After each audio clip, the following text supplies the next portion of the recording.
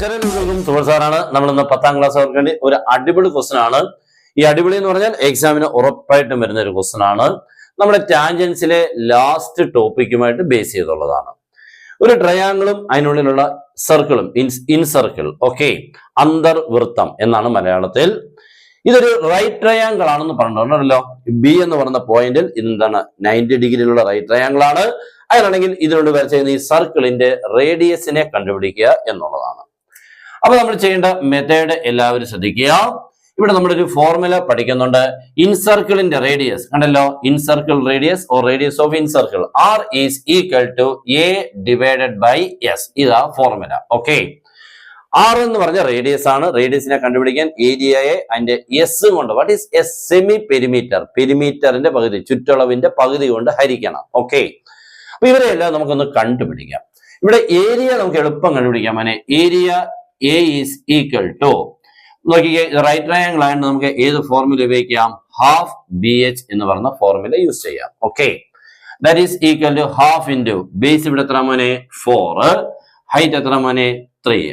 That is 2 കൊണ്ട് 4നെ cut ചെയ്താൽ 2 into 3 എത്ര കിട്ടി? ആൻസർ 6 കിട്ടി. ഓക്കെ, അപ്പൊ ഏരിയ നമുക്ക് 6 ആണ് കിട്ടിയത്. ഇനി നമുക്ക് വേണ്ടത് ഈ എസ് ആണ്. എസ് എന്ന് പറഞ്ഞു കഴിഞ്ഞാൽ സെമി പെരിമീറ്റർ എന്നാണ്. എന്ന് പറഞ്ഞാൽ ഈ 3 സൈഡിലൂടെ കൂട്ടിയ ശേഷം 2 കൊണ്ട് ഹരിക്കണം. പക്ഷെ ഇവിടെ 2 സൈഡിലേ ഉള്ളൂ. 3ാമത്തെ സൈഡിന് നമ്മൾ കണ്ടുപിടിക്കണം. നോക്കിക്കേ, ഇത് റൈറ്റ് ട്രയാങ്കിൾ ആണ്, ഇത് ബേസ് ആണ്, ഇതെന്താണ്? ഓൾട്ടിറ്റ്യൂഡ്. അപ്പൊ ഇയാൾ ആരാ മോനെ? ഹൈപ്പോട്ടന്യൂസ് ആയിട്ട് വരും. ഹൈപ്പോട്ടന്യൂസിനെ കണ്ടുപിടിക്കുന്നത് root of base square plus altitude square. That is root of 4 square plus 3 square. That is root of 16 plus 9. That is root of 25. Answer is 5. Okay ആണല്ലോ. അപ്പൊ നമുക്ക് ഈ 3ാമത്തെ സൈഡ് കിട്ടി എന്ന് പറഞ്ഞാൽ എ കിട്ടി, ബി കിട്ടി, സി കിട്ടി. സൈഡ്സുകളുടെ പേരുകളാണ്. അപ്പൊ എസ് എന്ന് പറഞ്ഞാൽ a plus b plus c by 2 എന്നാണ്. That is 3 plus 4 plus 5 by 2. 4 3 7 5 12 by 2 6. Okay, അപ്പൊ നമുക്ക് എസും കിട്ടി. എത്ര മോനെ? 6 കിട്ടി. ഇപ്പൊ 2 കിട്ടി, എ കിട്ടി, പിന്നെ ആരെ കിട്ടി? എസ് കിട്ടി. Therefore R is equal to A by S. A ഇവിടെ എത്ര കിട്ടിയത്? 6. എസ് എത്ര കിട്ടിയത്? 6. 6 by 6 എത്ര? 1. ഓക്കെ, കഴിഞ്ഞു. അപ്പൊ സർക്കിളിന്റെ റേഡിയസ്, ഇൻ സർക്കിളിന്റെ റേഡിയസ് എത്ര മോനെ? 1 സെന്റിമീറ്റർ. ക്ലിയർ ആയല്ലോ. അപ്പോൾ ഇതൊരു വളരെ ഇമ്പോർട്ടന്റ് ക്വസ്റ്റൻ ആണ്.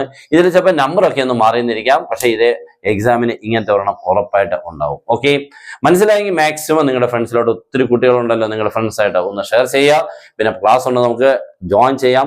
അടിപൊളിയായിട്ട് മാത്സിന് ഒരു ബുദ്ധിമുട്ടും ഇല്ലാതെ നിങ്ങൾക്ക് പഠിച്ച് ഫുൾ മാർക്കിൽ എത്തിക്കാൻ ഒരു ബുദ്ധിമുട്ടുമില്ല.